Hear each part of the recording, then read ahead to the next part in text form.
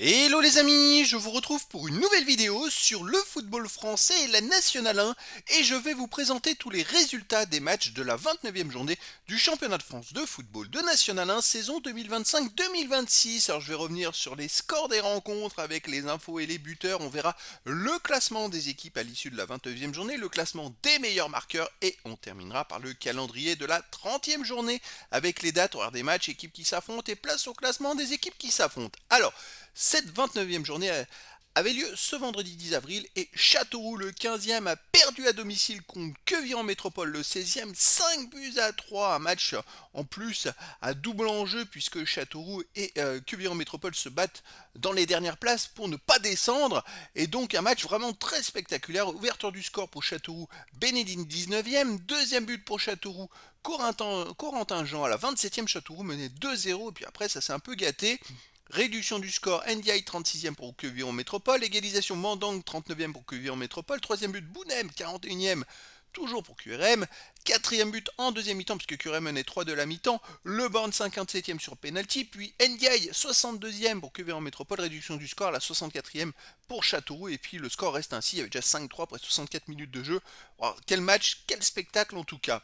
Dijon le premier a battu Bourg-en-Bresse le 14e, 2 buts à 0, des buts de Hamada 31e et Barreto 57e minute. Le Puy 4e a perdu contre Aubagne le 13e, 2 buts à 1 avec des buts pour le Puy marqué à la 24e sur penalty, égalisation pour Aubagne Bentoumi 45e et deuxième but de Bentoumi à la 83e minute pour Aubagne.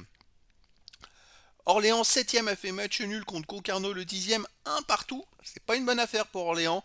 Ouverture du score 39e pour Concarneau, égalisation du buteur d'Orléans, El Koumisti 63e minute. Paris 13 Atlético 12e a perdu à domicile contre Caen le 11e, 3 buts à 0. C'est une grosse surprise quand même. Alors, pour Caen, les buts marqués à la 37e, puis Duville Parsemin 60e et un troisième but à la 73e minute.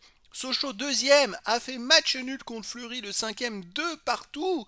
Et oui, ouverture du camp pour Sochaux 24e minute. Égalisation Farad 58e sur penalty pour Fleury. Deuxième but de Fleury à la 80e et Sochaux qui égalise dans les arrêts de jeu à la 93e minute par Masson. In extremis, Sochaux maintient sa bonne place au classement. Saint-Brieuc 17e a fait match nul contre Villefranche-Beaujolais le 9e 0-0. Valenciennes le 8e a battu Versailles le 6e 1 but à 0. But de Belloumou à la 70e minute. Alors au classement, Dijon c'est la bonne affaire. Rouen était exempt dans cette journée. Ils ont fait un match amical d'ailleurs contre Lens. Dijon est premier avec 55 points. Deuxième Sochaux, 52 points. Troisième Rouen, 47 points. Toutes les équipes ont maintenant le même nombre de matchs joués. Et puis comme en fait Rouen finalement était sous la menace que d'autres équipes reviennent, mais finalement les autres n'ont pas gagné dans cette journée. Donc tout le monde se retrouve au même nombre de matchs jusqu'à la 8e place. Puisqu'après on a ensuite Fleury 4e, 45. Et ensuite Le Puy, Orléans et Versailles 5e avec 44 points. Donc 4 équipes qui sont à moins de 3 points de Rouen, à 2 points et 3 points de Rouen. Je rappelle que les deux premiers monteront directement en Ligue 2, le troisième jouera des matchs de barrage. Donc c'est très bien parti pour Dijon et Sochaux, surtout pour Dijon qui maintenant a 8 points d'avance sur la troisième place. Bon, avec les matchs en retard, c'est vrai qu'on va attaquer la 30e journée. Normalement, il y a 34 matchs, donc il ne reste pas beaucoup à jouer un des matchs.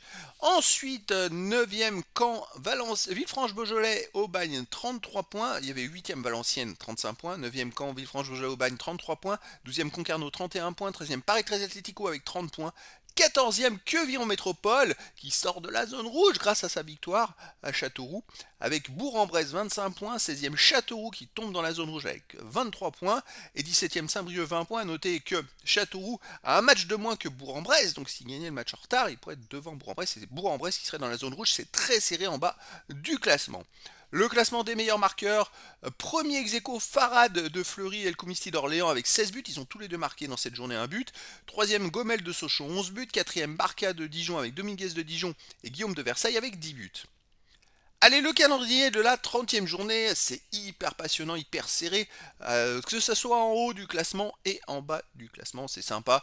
Les matchs auront lieu le vendredi 17 avril à 19h30, on aura un Aubagne 11e contre Orléans 6e, Bourg-en-Bresse 15e contre Caen 9e, Concarneau 12e contre Rouen 3e, Dijon 1er contre Sochaux 2e, Fleury, les deux premiers qui s'affrontent, ouais, top, Fleury 4e contre Valenciennes 8e, Queviron Métropole, le 14e contre Le Puy 5e, Versailles 7e contre Châteauroux 16e, ça aussi un match à double enjeu, hein, parce que s'il y en a un des deux qui perd, c'est vrai que bon, c'est plus compliqué pour Châteauroux que pour Versailles, mais Versailles peut encore jouer la montée.